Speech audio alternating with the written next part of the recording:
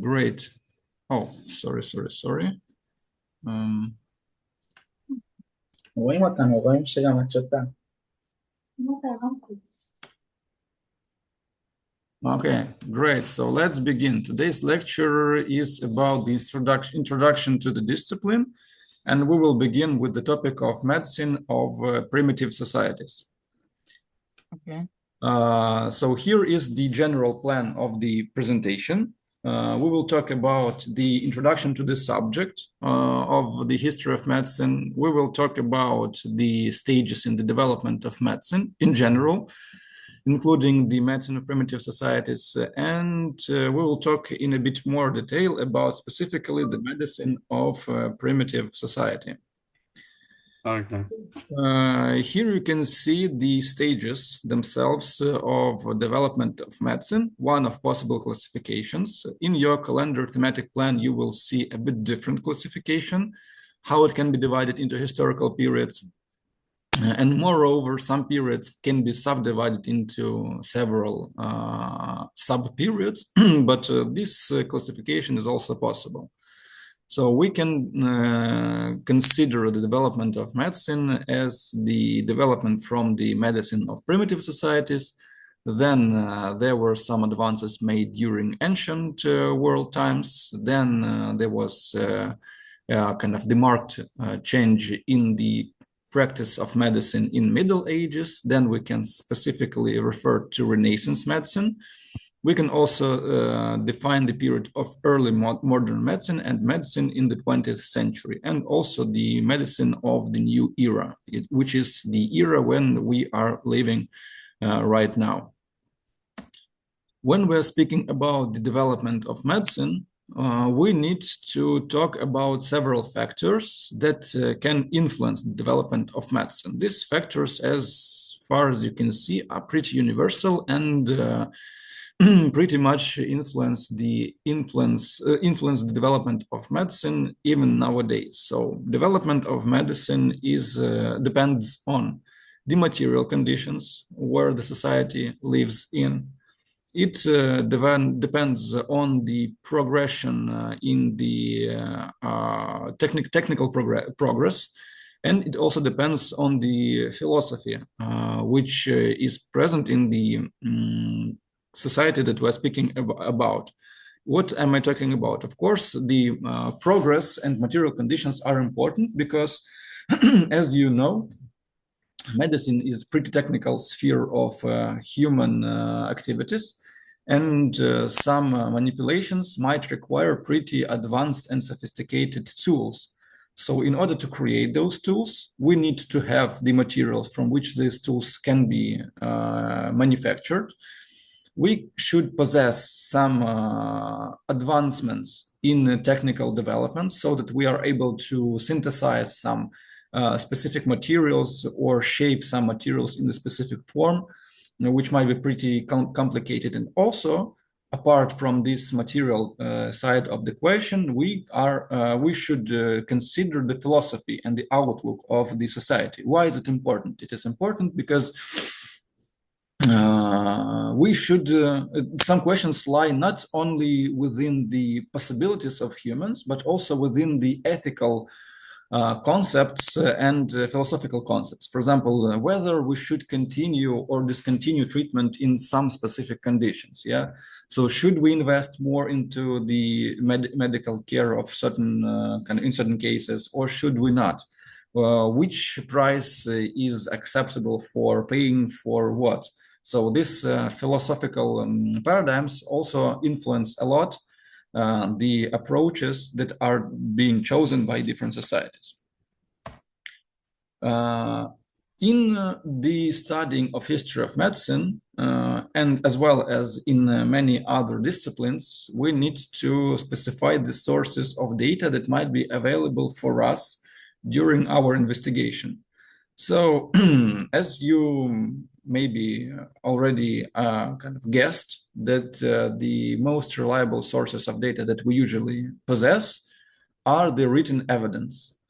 What is the problem when we are speaking about the prehistorical times? Prehistorical times are the times when there was no it is supposed that there was no writing culture, so people were illiterate.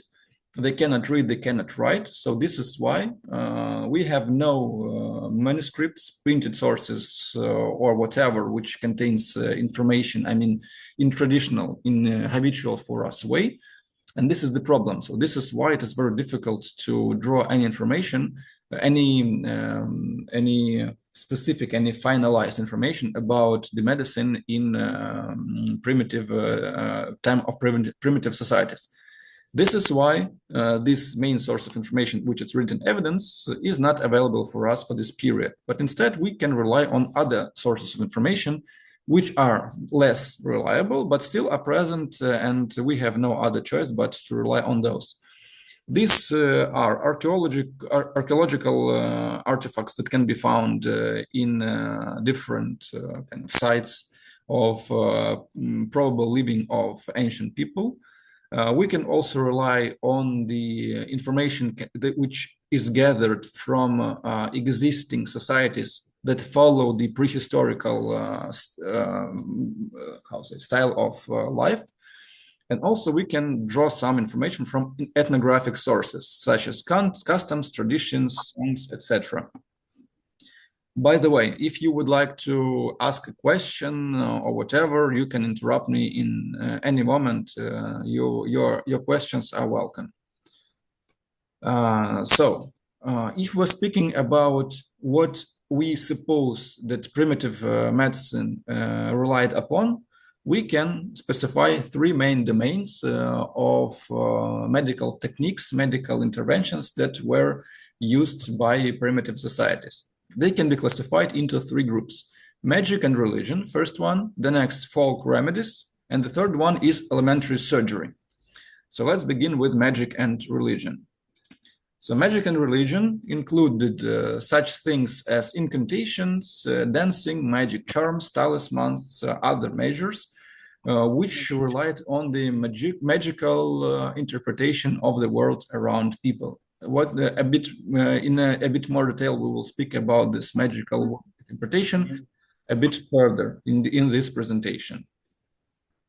When we speak about folk remedies, so remedies, basically this domain includes potions, so-called potions or whatever, herbs, roots, berries, fruits, so whatever you can find in the wild nature and which can be possibly used for the treatment of different diseases. So this is a bit, I would like to pause here for a moment. Why? First of all, you might have heard the concept of some golden age.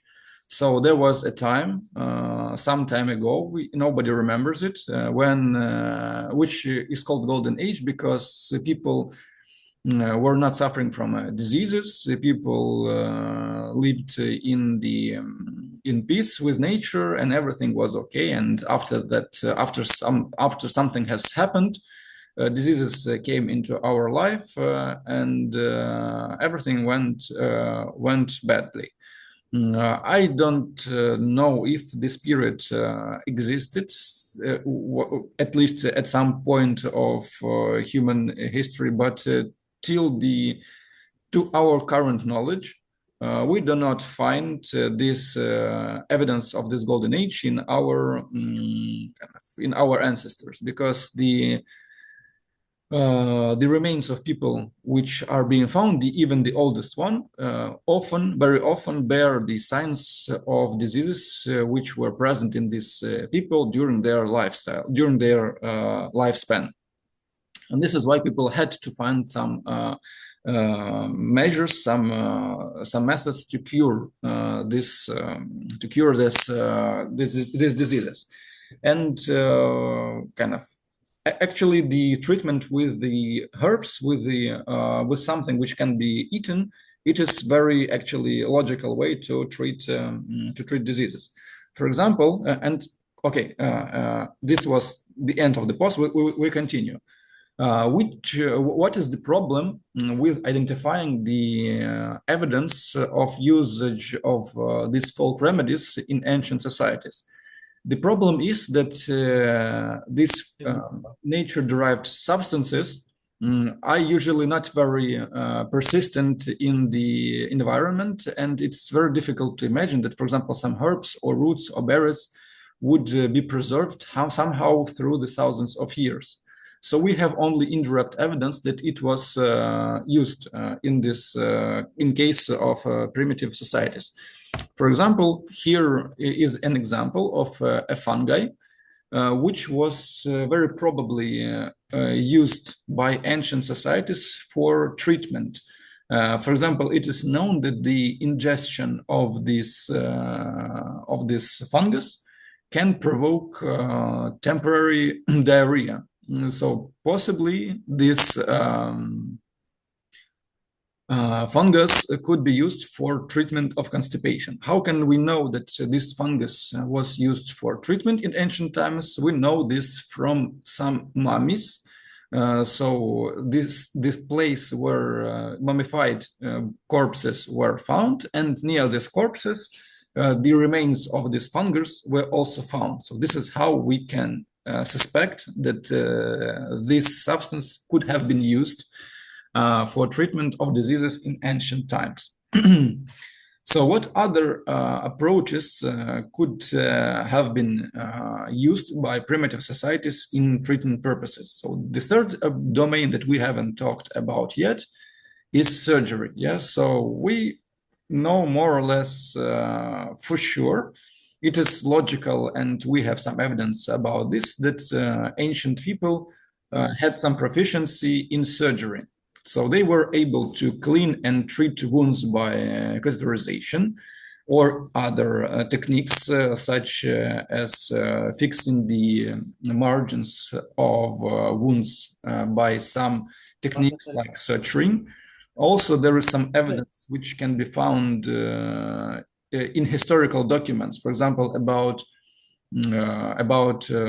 Native Americans. There is some documented evidence that Native Americans used ants to fix the margins of wounds. They used ants, so let them bite. They used big ants and let those ants bite the margins of the wound to narrow down the aperture of the wound.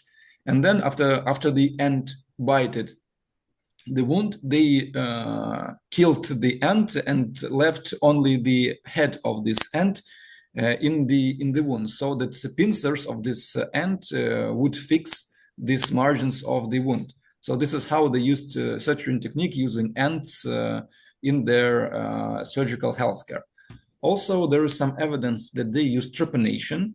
It is logical to assume that ancient societies were somehow able to reset dislocations and fractures using different techniques such as splints to support or immobilize broken bones. And also there is evidence, for example, that some societies could have used the clay to immobilize broken limbs. So the broken limbs, after reposition of broken bones, were covered by the liquid clay, and this clay was left to solidify. So after that, this broken limb was immobilized in a certain position for some time, which could have given the opportunity for this person to heal this fracture.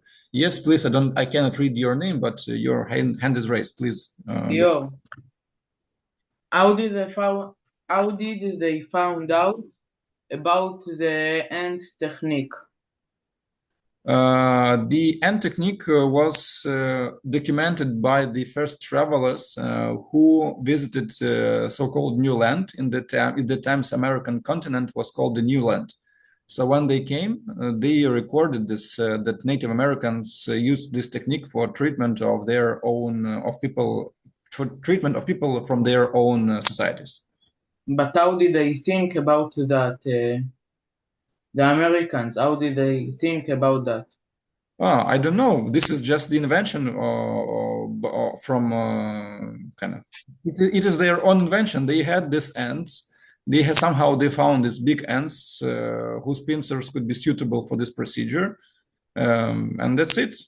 This was their invention. Thank you. The same. This is the same question as how did we, I don't know, found out that we can suture the wounds. Someone has tried it once. Someone has noted that it might be successful. Repeat it, and the evidence showed us that those people who have sutured their wounds have survived better than those who hadn't. This is how it, I guess this is how it could have happened, that they ended up with the ants fixing the margins of the wounds. Thank you, I understand. Okay, thank you for the questions. So also ancient people could have used laxatives and enemas to treat constipation and other digestive ills. So it is very probable that digestive diseases were among the most prevalent diseases in ancient societies, together with the traumatic injuries. And also it is logical to assume that narcotic and stimulating plant extracts or plant-derived substances were widely used in ancient societies. Why is it logical to assume? Because there are some evidence from the currently living societies, and also you might know that even that animals also use some plants for some recreational purposes or treatment purposes. Yeah, you know that, for example, dogs or cats can eat grass, or we know, for example, that I guess jaguars, some feline animals, I guess those are jaguars, they can use some. They can ingest a small amount of certain plant to fall asleep and to refresh, and afterwards when they wake up refreshed with the sharpened reflexes, and then they can hunt more effectively than they were before this recreation. So this is why it is logical to assume that people were using narcotic and stimulating plants during their medical, of course, as medical practices. Okay, so you can see this thing on your screen, and my question to you: do you have any assumptions? What do you see? I think that we can, the question from Ariel, I think that we can find out. If you wish, I can check it out for the practical lesson. So how do you think, what is depicted on the screen right now?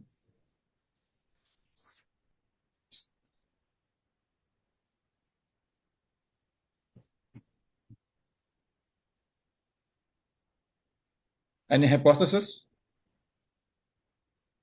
What is this? I can't hear you. What is this, sir? I'm asking you, what is this? Do you have any ideas? It's like a weapon. No? It might be a weapon, yeah, but according to the official information, it is not a weapon exactly. But what it can be? Something like regional. The leg, no? This is some to use them to the reflex in the leg, no? Like A hammer for checking. Chopping wood. I think he trying to say chopping wood. It is what? I cannot understand you. Chopping wood. Chopping wood. It's for agriculture, right? I don't know. This is what I think he said. Ah, okay. Well, difficult to comment. I don't know what is a chopping wood. but I Chopping think this is a hammer to check the reflex in the leg, Okay, no? great. יעקב, זה לא זה, הרפלקס של הרגל זה נראה כמו פטיש כזה קטן, זה לא זה. כן, נו, זה מה שאמרתי. Yeah, please. זה נראה לך כמו פטיש? Sorry, guys. Please use English if you don't mind. So, Okay. great idea about reflexes, but you need to remember that reflexes, okay, you might not be familiar with this, but reflexes is a relatively fresh and recent idea, which implies that implies a certain way of functioning of nervous system. So this is how we end up in checking reflexes. So to check reflexes, we first need to know that these reflexes exist. Second, we need to know how do they function. So we need to understand that there is some tendon, for example, in the knee, which will react by contracting of a muscle if this tendon is irritated by mechanical load, like strike of a hammer. So it's difficult to assume that that primitive societies have had this knowledge about reflexes in our body. This is why good idea, but I think it is wrong that it's not a hammer for checking reflexes. Instead, it is the it is the X for doing some. At least we suggest that this is an X for doing some specific manipulation, which is called trepanation. Trepanation is the procedure which can be done even nowadays, but nowadays the indications for this manipulation are largely different from what it was used for in the past. So in the past, trepanation was used as a remedy against demons, insanity, silliness, stupidity, epilepsy, and whatnot.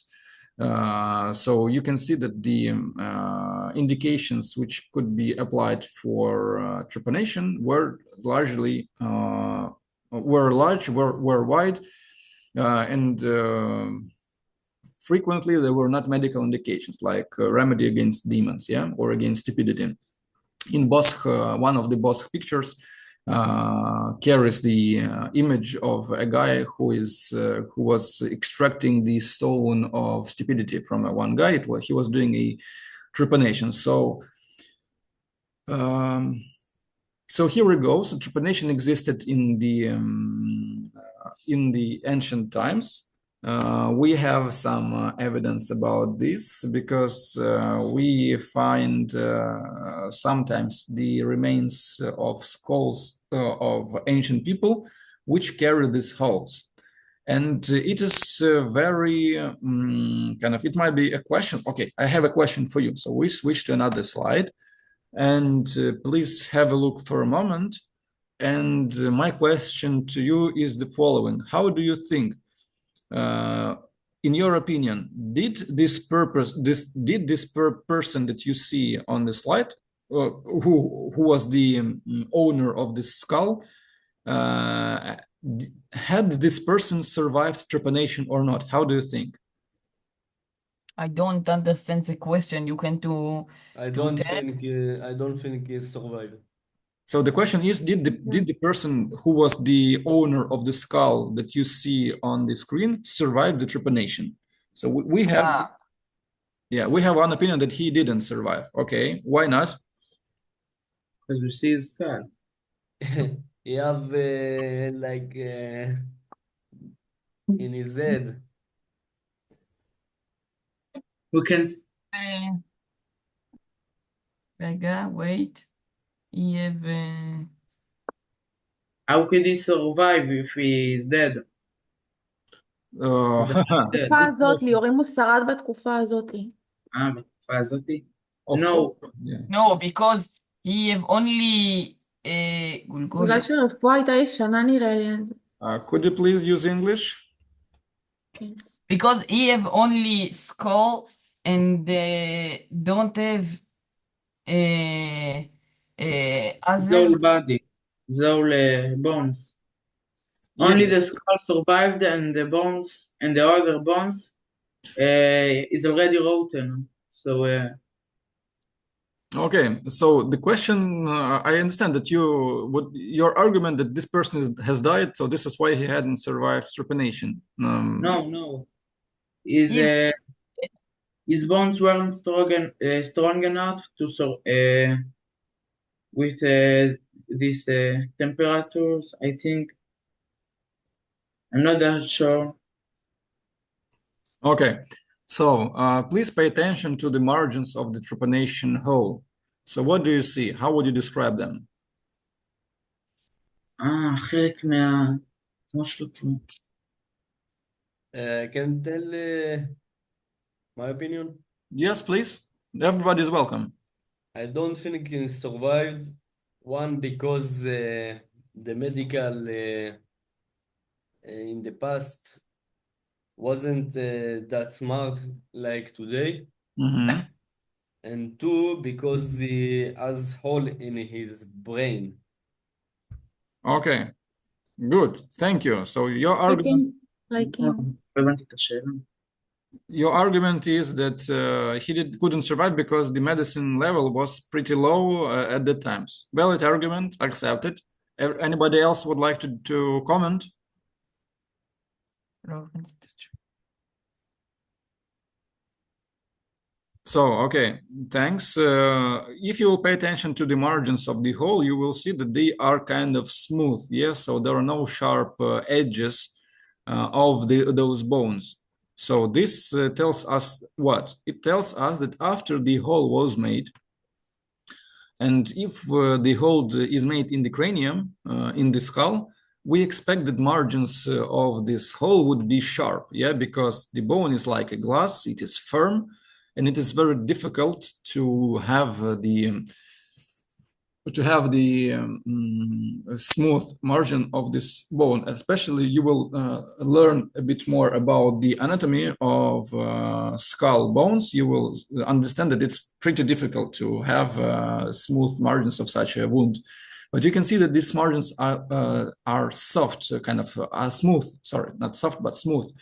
It means that some regeneration took place after the formation of this hole. So this means that at least for some time after the formation of this trepanation, this person has survived. Of course, it is a good argument that medicine was pretty bad at that times, and the risk of complications, bacterial complications in case of such manipulations could have been very, very serious, and the chances of surviving are pretty low. But we don't know how many operations were there back at that times. So maybe a pretty large number of people were trepaned back at the times. And using the law of big numbers, we can assume that at least small number of people who were trepanized survived from the times. So it is possible that some people have survived just by chance, in spite of poor quality of medical help back the times. So these skulls are the evidence that at least some people, at least some of them, have survived the trepanation of the skull. And here, for the contrast, you can see of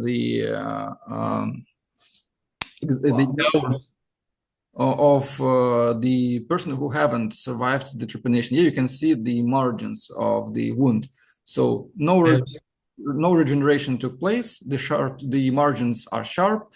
So very probably that these holes were made or after the death of a person, or maybe these holes were the cause of death of this person. So this is what we can say from these remains. This is look like a cat sign. Like what? Cat sign. Cat sign. What is this? I'm not familiar with this. Look like someone cut the skull. Yeah, with a saw. Yeah. So some. Or someone else. Picture is real? Yes, this is real. Yeah, it is a real picture from the archaeological findings. Okay, so somehow we end up with herbalism here. Okay, let's speak about it because we haven't. I haven't told about it yet. So we've begun with the absence of written culture in ancient societies. So you might have a question: how did the knowledge about herbalism was passed through generations? Yeah, so Why our progress nowadays is so rapid? Because we have the ability to record some information. We can do some trials, some experiments to record the results of these experiments, and then to leave this information for our next generations. And this is how our next generations can avoid mistakes made by us. In case of ancient societies, when written information was not available, the word of mouth was used for transmitting information, and pretty frequently you can assume that this information was concentrated in some circles of societies, maybe in among some families.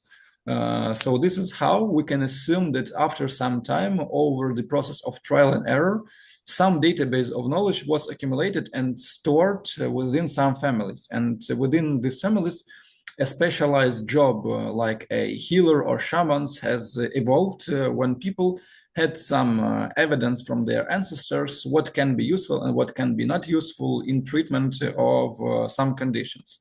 So this is what can be assumed about the medical practices in ancient times. So, and now I would like to come back once again. About the problem of evidence in prehistorical medicine. So no written evidence, big problem, and pretty much there's very few solid evidence in case of prehistorical medicine. So one moment, please. My monitor went off. What is shamanim? Shaman is kind of a person who is supposed to be proficient in magical rituals or who was knowledgeable about herbs, and who was believed to be able to communicate with some supernatural powers responsible for diseases in certain people. For example, or maybe not only diseases, but in some processes in life. So let's say that someone has fallen ill, and there was a shaman who would. Nobody knows why a person has fallen ill. Even now, we might have very big big problems in determining the cause of a disease. And there was a shaman back then who would tell other people that this person has fallen ill because he has stolen something, some food from his neighbors, or he has fallen ill because he is a bad hunter or whatever. And to cure him, we need to kind of expel him from a tribe or whatever, So these were the people who tried to explain things around them with the usage of supernatural phenomena. So this is how we understand who shamans were. Thank you very much. Yeah, so when shamans not necessarily were responsible for medical care, we suppose that they could have been involved in different various areas of life. For example, in agriculture, if there's no rain, shamans could have been asked to do something to speak to the spirits of earth or sky or whatever, to ask for rain or whatever. So that's it. This is how we see them, at least. So in the conditions when there is very few evidence, we can overcome this problem based on archaeology, examining of prehistorical societies which exist today. So about archaeology, one small point, how some evidence has preserved till nowadays. So we can see one of the most powerful preservative in the wild, which is called bog, or otherwise swamp. Not every swamp is capable to preserve human or organic remains, have kind of pretty specific bogs, but still, if someone has caught by a bog in the moment of death or was killed by a bog, so in this case we can gather some limited information about this object from its remains. For example, we can conclude about the age of this person, about its diet, probable diseases, etc., etc. So bogs are pretty useful sources of information. The evidences of living societies which follow the primitive lifestyle can be also useful. For example, you can see the illustration of the Caesarean section in one tribe in the 19th century. So in this society, it can be concluded that these societies had some knowledge about antiseptics, because this woman was lying on banana leaves to create some kind of operational field. This woman was semi-conscious due to banana wine, so they knew something about anesthesia as well. Doctor washed his hands. So again, some information about aseptic and antiseptic. And this, they knew already that they need to do some incisions. So he used knife and did this Caesarean section in order to try to help this woman. And another example of medical practice in in primitive societies is the evidence of venesection using arrows or different surgical instruments in the Aborigines in New Guinea. Yeah, so also these societies used some surgical interventions to treat some diseases. So sometimes living evidence can be pretty useful in order to determine how was it with medicine back then.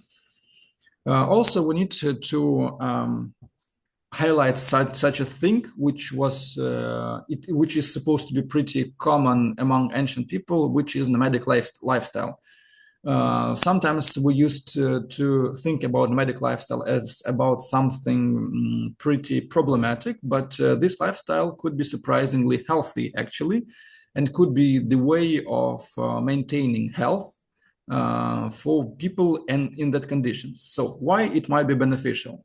Because being a nomad, you usually keep yourself fit and active. So we know now already, we know it. Everybody tells us that movement is the pretty much needed condition for a healthy life. They are supposed to be eating fresh food, because moving from one place to another could provide them with the fresh food each time. They were polluting one place of living, and then after this place was polluted enough, they moved to another one. So this is how they kept their area of living clear, and this is how the sanitation was maintained, and this reduced the risk of infectious diseases. Due to nomadic lifestyle and low population number on the earth, the population density was low, and this is how the risk of the transmission of infection from human to human risk of this transmission was pretty low. And also, being a nomadic person, these people were relatively little exposed to animals, and this is how they were protected against diseases which can be transmitted from animals to people. I would like to, one moment. I didn't tell you about the dentistry in ancient times. It is a bit even more difficult than general medicine in ancient times, because it's pretty difficult. The dentistry is the discipline, the field which is highly dependent on the technical progress. You need to, in order to do some dentistry, you need to be able to have some instruments, because operating in oral cavity is pretty complicated thing. You have the need in some synthetic materials in order to shape the tooth, for example, missing part of a tooth or whatever. So to make some plastics, you need some technology, and which was not available usually back in the times. But still, there is some evidence of remains which were found in bogs, for example. There are kind of not very big number of these findings, but there was a finding when in the jar, in the bone of a jar, there was a fragment filled with some mixture of hair, some organic substance which has solidified. So they tried at least to use something to fix the dental health, and even some people have survived this manipulation. So we know that people tried at least tried back then to to do some dentistry for their mates. And I would like to finalize my today's lecture with a few slides about the hypothetical beliefs which were prevalent in prehistorical times. So we think that primitive people did not single out themselves from the nature, and there was a belief in some kinship between people and everything that surrounded these people, like animals, plants, nature, weather, seasons, etc. And there were some kind of different types of beliefs which could have existed in the parallel. So one belief did not contradict another one, actually.